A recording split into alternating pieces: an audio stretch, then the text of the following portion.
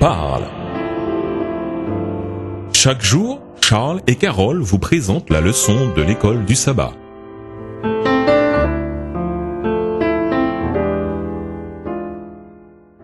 Bonjour chers auditeurs. Bonjour à tous. Aujourd'hui vendredi 10 janvier, pour aller plus loin, nous vous invitons à lire le livre Les paraboles de Jésus, l'enseignement en paraboles, les pages 11 à 18, écrit par Ellen G. White. Jésus voulait éveiller la curiosité de ses auditeurs et secouer les indolents pour faire pénétrer la vérité dans leur cœur. L'enseignement en paraboles était populaire. Il attirait l'attention et forçait le respect non seulement des Juifs, mais encore des gens d'autres nations. Le Christ devait aussi présenter des vérités que le peuple n'était pas préparé à recevoir, ni même à comprendre. C'est l'une des raisons pour lesquelles il enseignait en paraboles. En tirant ses instructions des scènes de la vie ordinaire ou de la nature, il captait l'attention et impressionnait les cœurs. Plus tard, ceux qui l'avaient entendu illustrer ainsi ses enseignements par les objets qui leur étaient familiers pouvaient se rappeler les exhortations du divin maître. Jésus s'efforçait de trouver le chemin de tous les cœurs, grâce à un choix d'illustrations variées. Il n'exposait pas seulement la vérité sous ses aspects divers, mais il l'adaptait aux différentes classes de ses auditeurs. Extrait du livre des paraboles de Jésus, l'enseignement en paraboles, page 14, écrit par Ellen G. White. À méditer.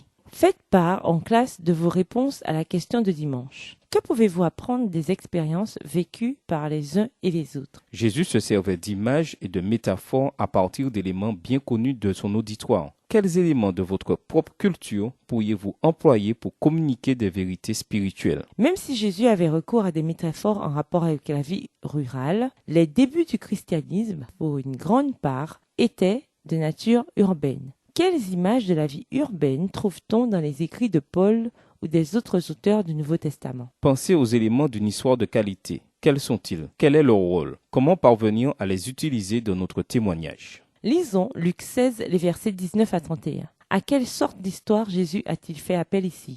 Quelles leçons ont retiré sur l'usage de la fiction pour faire passer un message spirituel? Luc 16, les versets 19 à 31. Il y avait un homme riche qui était vêtu de pourpre et de fin lin, et qui chaque jour menait joyeuse et brillante vie. Un pauvre nommé Lazare était couché à sa porte couvert d'ulcères, et désireux de se rassasier des miettes qui tombaient de la table du riche, et même les chiens venaient encore lécher ses ulcères. Le pauvre mourut, et il fut porté par les anges dans le sein d'Abraham. Le riche mourut aussi, et il fut enseveli. Dans le séjour des morts, il leva les yeux, et tandis qu'il était en proie au tourment, il vit de loin Abraham et Lazare dans son sein. Il s'écria, « Père Abraham, aie pitié de moi, et envoie Lazare pour qu'il trempe le bout de son doigt dans l'eau et me rafraîchisse la langue, car je souffre cruellement dans cette flamme. » Abraham répondit, « Mon enfant, souviens-toi que tu as reçu tes biens pendant ta vie, et que Lazare a eu les maux pendant la sienne. Maintenant, il est ici consolé, et toi tu souffres. D'ailleurs, il y a entre nous et vous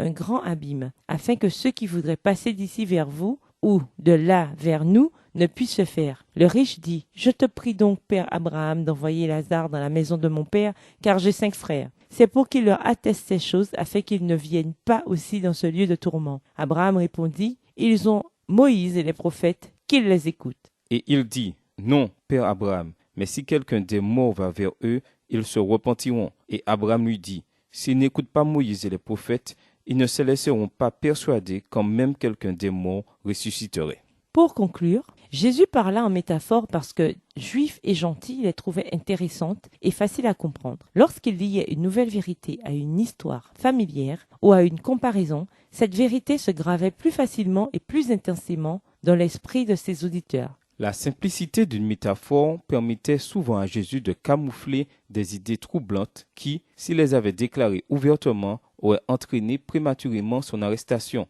Aujourd'hui, dans notre vaste choix de méthodes d'enseignement, les métaphores ou les paraboles sont toujours aussi efficaces. Une histoire reste encore et toujours le meilleur moyen de capter l'intérêt de nos auditeurs et de les convaincre. Au revoir et à demain si Dieu veut pour une nouvelle étude. Au revoir chers auditeurs, à demain si Dieu veut.